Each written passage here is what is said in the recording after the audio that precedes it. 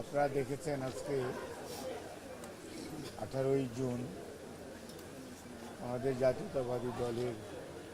Chairman সাবেক তিনবারের প্রধানমন্ত্রী দেশনেত্রী বেগম খালেদা জিয়াকে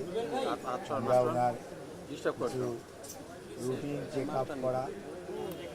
আর জন্য মেডিকেল বোর্ডের পরামর্শক্রমে আজকে সন্ধ্যায় এবার কেয়ার হসপিটালে নিয়ে যাওয়া হয়েছিল।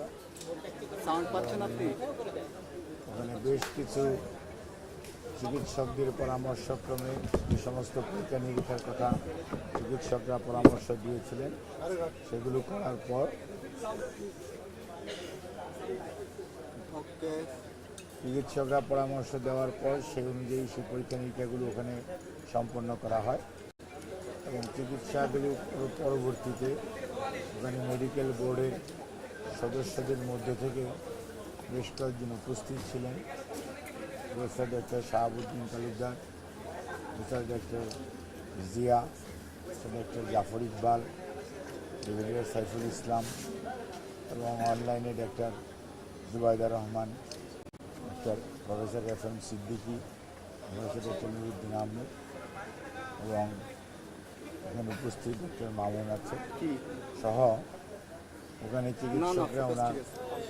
চিকিৎসার মধ্যে বিদেশি চিকিৎসক প্রফেসর প্যাট্রিক কেনেডি এবং জেনিফার ক্রস এনাদের পরামর্শক্রমে কিছু পরিবর্তন আনা হয়েছে